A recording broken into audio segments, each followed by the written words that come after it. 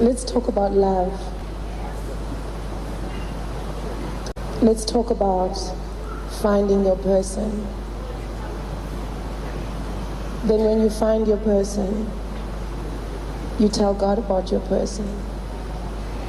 And that person tells God about you. And then you decide, you know what?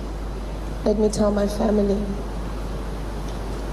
Let me introduce you to my ancestry.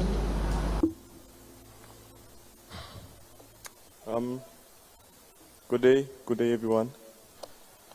I'm not sure if it's a day to be good on for me. It's been a hellish 3 weeks. I need sleep. As already being mentioned, I am Zahara's other half. I just want to share a fond memory of how we met and put things in a bit of perspective. I met her many moons ago, and from the first night that we met, we shared deep, intimate conversations, as I was not in a good space of mind myself. And after that, she somehow got hold of my number from a friend. And she reached out. And she was like, Puti, sazothetha phela.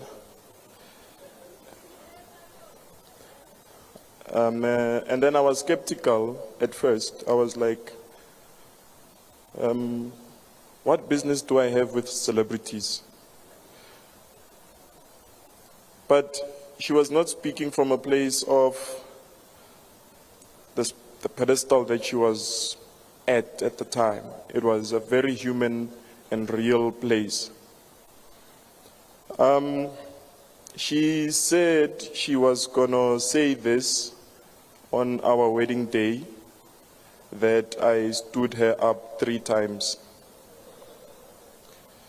On the 3rd, I made various excuses. The last time, the 3rd excuse, there was some bad weather, there was rain. And I saw on one of my friend's statuses, there was a flood somewhere. And then I asked my friend, please send me that video. And then my friend was like, okay, she didn't ask questions. And I was like, hey, I sort of like shared to say what was happening, but she didn't know who I was referring to. And I told her that I don't want to be a bag of weed. So, yeah, she sent me that video, and I took that video and I forwarded it to Zahara. And I told her, yo, I can't drive from Pretoria, there's bad weather everywhere. And the roads are flooding. And she never responded for about a week. And then that's when I realized that, wait a minute, maybe something is happening here. And then I'm the one who reached out. And then the tables have turned. And we had to, but we did it anyway. I'm not here to spill the beans. I was part of her very human and real side of her. I know a lot of things. I know her mind. I know emotions. I know her naked frailties. I know everything. But there's no time now to say all of that. So, the other thing,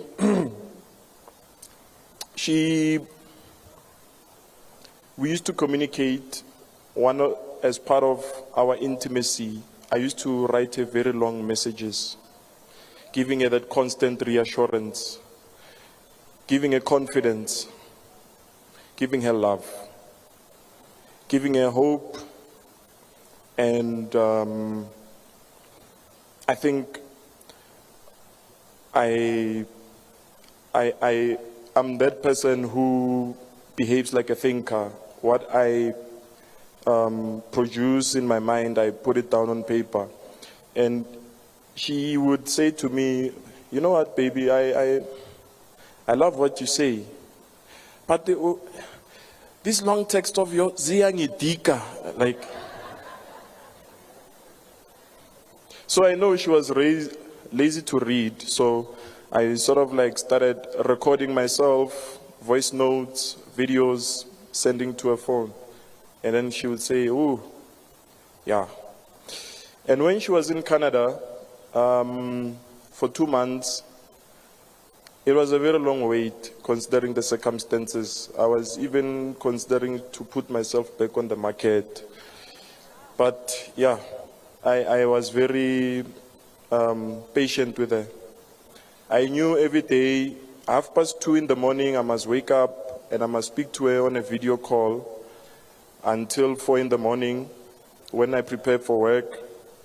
And then after my first meetings, that would be around 9 o'clock, I would speak to her again on a video call because it was probably around midnight during the time in Canada, and we'd speak for those few hours.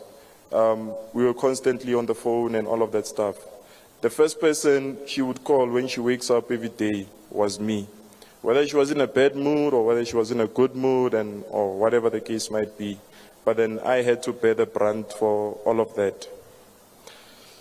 I don't want to be too long. I'm a very shy person. I'm going to share this letter, the last love letter that I wrote.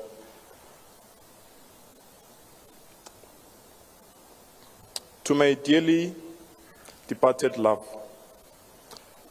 words fail me. The void you have imposed on me has immeasurable depth.